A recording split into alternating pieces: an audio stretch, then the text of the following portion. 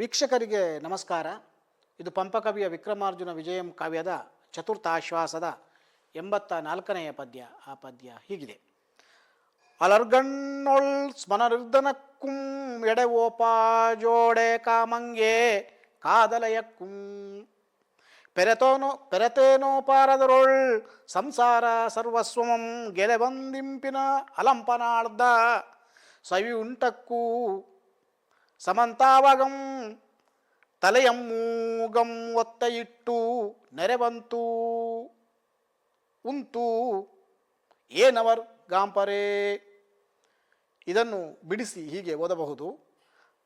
ಅಲರ್ ಕಣ್ಣೊಳ್ ಸ್ಮನರಿರ್ದಂ ಅಕ್ಕುಂ ಎಡೆವೋಪ ಜೋಡೆ ಕಾಮಂಗೆ ಕಾದಲಯಕ್ಕುಂ ಪೆರತೇನೋ ಪಾರದರೊಳ್ ಸಂಸಾರ ಸಾರ್ವಸ್ವಮಂ ಗೆಲೆವಂದ ಇಂಪಿನ ಅಲಂಪ ನಾಳ್ದ ಸವಿಯುಂಟಕ್ಕು ಸಮಂತಾವಗಂ ತಲೆಯಂ ಮೂಗುವಂ ಒತ್ತ ಇಟ್ಟು ನೆರೆವಂತು ಏನವರ್ ಗಾಂಪರೇ. ಇದನ್ನು ಹೀಗೆ ವಿವರಿಸ್ಬೋದು. ಅಲರ್ಗಣ್ಣೋಳ್ ಸ್ಮರರಿರ್ದನಕ್ಕು, ಹೂವಿನಂತಹ ಕಣ್ಣಲ್ಲಿಯೇ ಮನ್ಮಥ ಇದ್ದಾನೆ.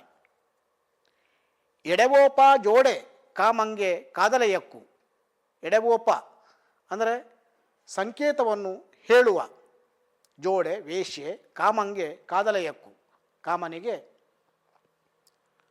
ಪ್ರಿಯತಮೆ ಆಗುತ್ತಾಳೆ. ಪೆರತೇನು ಇನ್ನೇನು, ಪಾರದರೊಳು ಸಂಸಾರ ಸಾರ್ವಸ್ವಂ ಗೆಲೆಬಂದ. ಪಾರದರ್ ಅಂತಂದರೆ ಹಾದರತನವನ್ನು ಮಾಡುವವರು, ಮತ್ತು ಈ ಹಾದರಿಕೆಯಲ್ಲಿ ಸಂಸಾರ ಸಾರ್ವಸ್ವಂ ಗೆಲೆಬಂದ, ಸಂಸಾರ ಸಾರಸ್ವವನ್ನು ಗೆದ್ದ ಇಂಪಿನ ಅಲಂಪು. ಆ ಒಂದು ಇಂಪಿನ ಅಲಂಪು, ಅಲಂಪು ಅಂದರೆ ಸುಖ, ಕನ್ನಡ ಪದ ಅದು. ಅಲಂಪ ಆಳ್ದ, ಪಡೆದ, ಸವಿ ಉಂಟು, ಸವಿ ಇರುತ್ತದೆ, ಹಕ್ಕು ಹೌದು. ಸಮಂತ ಆವಾಗಂ ಚೆನ್ನಾಗಿ ಯಾವಾಗಲೂ, ಅದಿಲ್ಲದಿದ್ದರೆ ಯಾವಾಗಲೂ ತಲೆಯಂ ಮೂಗಂ ತಲೆಯನ್ನು ಮತ್ತು ಮೂಗನ್ನು ಒತ್ತೆ ಇಟ್ಟು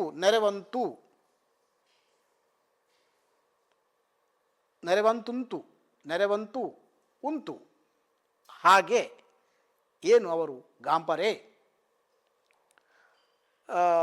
ಅದರ ಹೊರತು ಈ ಹಾದರತನದ ಕಾರಣಕ್ಕಾಗಿ ತಲೆಯನ್ನು ಮತ್ತು ಮೂಗನ್ನು ಒತ್ತೆ ಇಟ್ಟು ಸುಖಪಡುವಂತಹ ಜನಗಳೇನಿದ್ದಾರಲ್ಲ, ಅವರು ಸುಮ್ಮನೆ ಉಂಟು ಅಂತಂದರಲ್ಲಿ ನೆರೆವಂತುಂಟು. ಏಂ ಗಾಂಪರೇ ಇದು ಅವರಿಬ್ಬರು ಸೇರಿ ಸುಖ ಪಡ್ತಾರೆ ಅಂತಂದರೆ ಅಷ್ಟೊಂದು ಅವರು ದಡ್ಡರೆ ಎನ್ನುವುದು ಇದರ ಅರ್ಥ. ಅಂದರೆ ಇಲ್ಲಿ ಒಂದು ಬಹಳ ಮುಖ್ಯವಾದ ವಿಷಯ ಬರ್ತದೆ. ಸಮಂತಾವಗಂ ತಲೆಯಂ ಮೂಗಂ ಒತ್ತ ಇಟ್ಟು, ಈ ಕಾರಣಕ್ಕಾಗಿ ತಲೆಯನ್ನು ಮತ್ತು ಮೂಗನ್ನು ಒತ್ತ ಇಟ್ಟು ಸಂತೋಷ ಪಡ್ತಾರಲ್ಲ, ನೆರೆವಂತುಂಟು ಇವ ಹಾಗೆ ಅವರು ಏನು ಗಾಂಪರೇ, ಅವರೇನು ದಡ್ಡರೇ. ಗಾಂಪ ಅಂದರೆ ದಡ್ಡ. ಅಂದರೆ ಇದನ್ನು ಇನ್ನೂ ಸ್ಪಷ್ಟವಾಗಿ ಹೇಳಿದರೆ, ಅಲರ್ಗಣ್ಣೋಳು ಸ್ಮರನಿರ್ದನಕ್ಕೂ, ಹೂವಿನ ಅಂತಹ ಕಣ್ಣಲ್ಲಿಯೇ ಮನ್ಮಥ ಇದ್ದಾನೆ. ಎಡೆಗೋಪ ಜೋಡೆ, ಸನ್ನೆಯನ್ನು ಗುರುತನ್ನು ಹೇಳುವಂಥ ವೇಶ್ಯೆ ನಿಜವಾಗಿಯೂ ಕೂಡ ಕಾಮನಿಗೆ ಪ್ರಿಯಕರೆ. ಕಾಮಂಗೆ ಕಾದಲೆ ಅಕ್ಕುಂ, ಕಾಮನನ ಪ್ರಿಯಕರೇ ಆಗಿರುವಂಥ ರೀತಿಯಲ್ಲಿ ಇರುವಂತಹ ವೇಶ್ಯೆ ಆಕೆ.